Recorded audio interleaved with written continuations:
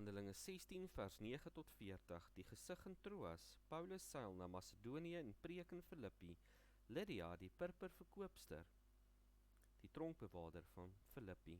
En Paulus het 'n gesig in die nag gesien, daar staan 'n Macedoniër, wat hom smeek en sê, kom oor na Macedonië en help ons. En toe hy die gesig gesien het ons dadelik probeer om na Macedonië te gaan, omdat ons versekerd was, dat die Here ons geroep het om die evangelie aan hulle te verkondig.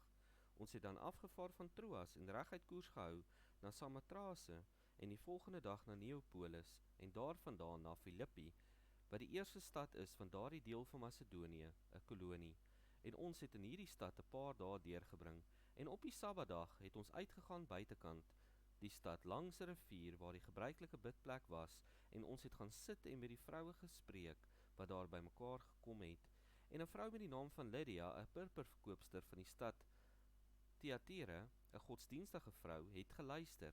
Die Here het haar hart geopen om ag te gee op wat deur Paulus gesê is, en toe sy en haar huisgesin gedoop is, het sy by ons aangedring en gesê, as u oordeel dat ek in die Here glo, kom dan na my huis en bly daar, en sy het ons gedwing. En terwyl ons op pad was na die bidplek, kom 'n slavin met 'n waarsêende gees ons teë, wat vir haar eienaars deur waarsêery groot wins ingebring het. Sy het Paulus en ons gevolg en geskreeu en gesê, hierdie manne is dienaars van God die Allerhoogste, en hulle verkondig aan julle die weg van verlossing. En dit het sy baie dae lank gedoen, maar baie ontevrede daaroor het Paulus hom omgedraai en vir die gees gesê, ek beveel jou in die naam van Jesus Christus om uit haar uit te gaan, en hy het op dieselfde oomblik uitgegaan. En toe haar eienaars sien, dat die hoop van hulle wins weg was, het hulle Paulus en Silas gegryp en hulle na die mark voor die owerheid gesleep, en hulle voor die regters gebring en gesê, hierdie manne bring ons stad in opskudding, omdat hulle Jode is, en hulle verkondig sedes wat vir ons nie geoorloof is om aan te neem of na te volg, omdat ons Romeine is. En die skare het saam teen hulle opgestaan, en die regters het hulle klere laat afskeer en bevel gegee om hulle met stokke te slaan. En toe hulle hul baie slaag gegee het hulle hul in die gevangenis gewerp en die tronkbewaarder bevel gegee om hulle sorgvuldig te bewaak. Hy het toe, omdat hy so bevel ontvang het, hulle in die binneste gevangenis gewerp en hulle voete in die blok vasgemaak.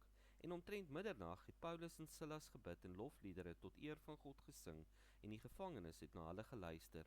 En skielik kom daar 'n groot aardbewing, sodat die fondamente van die gevangenis geskit het, en onmiddellik het al die deure oopgegaan en die boeye van almal het losgeraak.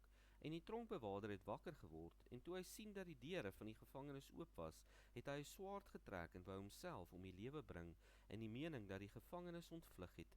Maar Paulus het met 'n groot stem geroep en gesê, moenie jouself kwaad aandoen nie, want ons is almal hier. En toe hy lig gevra het, spring hy na binne en val bewende voor Paulus en Silas neer, en hy het hulle na buite gebring en gesê, menere, wat moet ek doen om gered te word? Toe sê hulle, glo in die Here Jesus Christus, en jy sal gered word, jy en jou huisgesin. En hulle het aan hom die woord van die Here verkondig, en aan almal wat in sy huis was. En in dieselfde uur van die nag het hy hulle geneem en hulle wonde gewas, en hy is onmiddellik gedoop, hy en al sy mense. Toe bring hy hulle in sy huis en sit hulle 'n maaltyd voor, en hy het hom verheug met sy hele huisgesin, dat hy tot die geloof in God gekom het.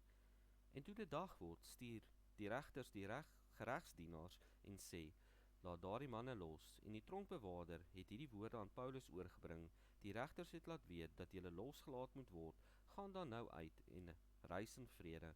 Maar Paulus sê vir hulle het ons in openbaar onveroordeeld geslaan, ons wat Romeinse burgers is, en ons in die gevangenis gewerp, en wil hulle ons nou in die geheim uitwerp?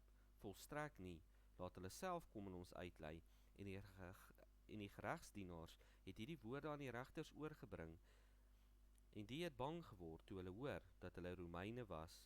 Daarop het hulle gekom en hulle gesmeek en uitgelei met die versoek om uit die stad te vertrek, en nadat hulle die gevangenis verlaat het hulle na die huis van Lydia gegaan, en hulle het die broeders gesien, hulle bemoedig en weggegaan.